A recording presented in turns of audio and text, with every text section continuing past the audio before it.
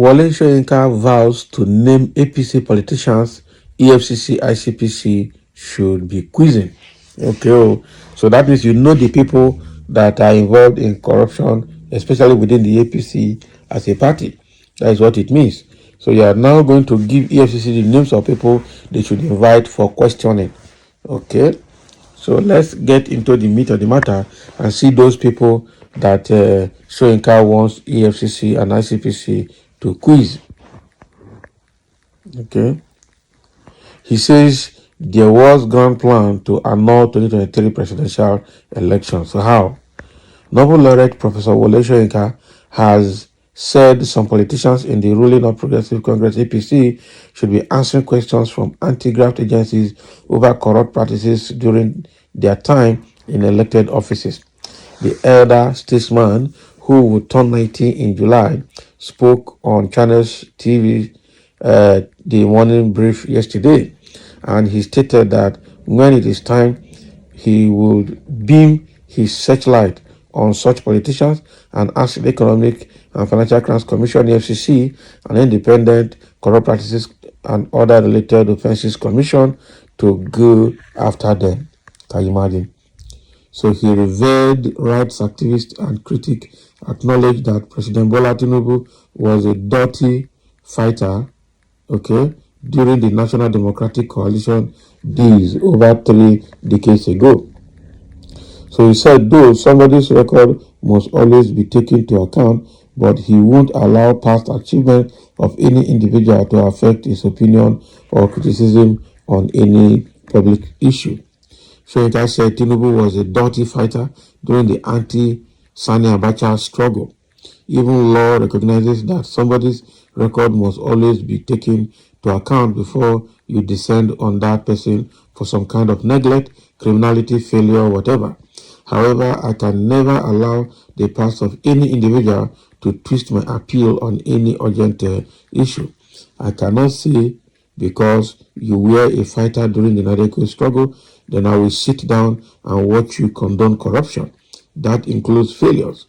For instance, when it is time, I'm going to look at those in Tinubu's government who should be under trial right now, and yet who occupy critical positions in the ruling party. So, are they asking questions from the EFCC? These and these individuals who held this office at this time, who had immunity at the time, no longer has immunity. ICPC, EFCC, what are you doing about them?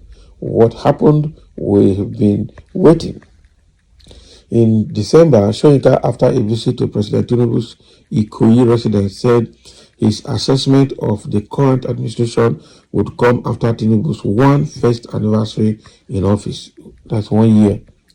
So Soyinka further dropped another bombshell in his interview yesterday when he disclosed that there was a conspiracy to annul the 2023 presidential election.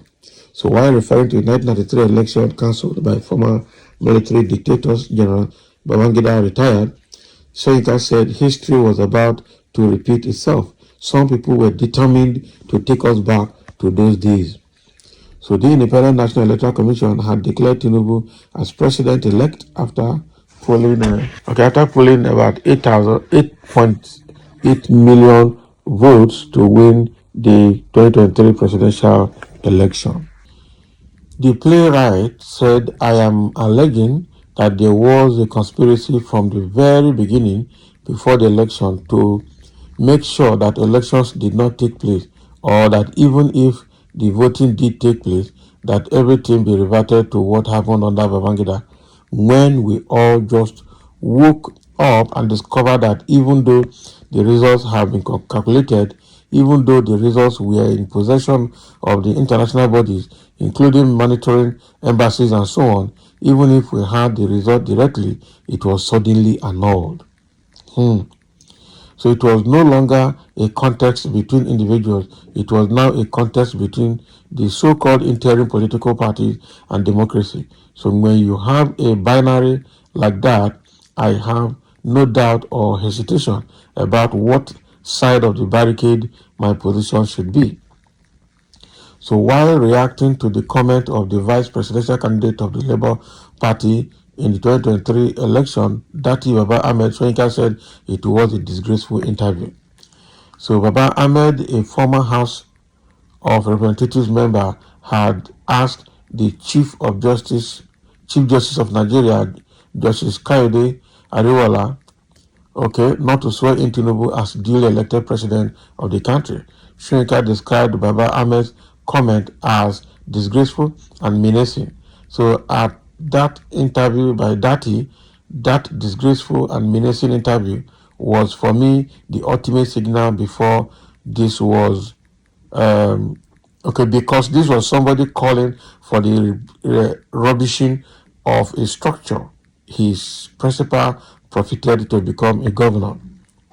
So the Supreme Court had in October 2023 dismissed the cases of Atiku Abubakar of the People Democratic Party and Peter Obi of the Labour Party, alleging the declaration of Tinubu as winner of the challenging the declaration of Tinubu as winner of the February 25 presidential election. A 7-judge panel had ruled without merit the opposition appeals over claims of fraud, electoral law violations, and Tinubu's ineligibility to run for president. So what Soyinka is not trying to tell us is that, Tinubu was part of people that fought for Nadeko, and that, Tinubu had a track record of fighting for democracy, but you will not say because you fought for democracy, you will close his eyes and allow corrupt politicians to still be in his government.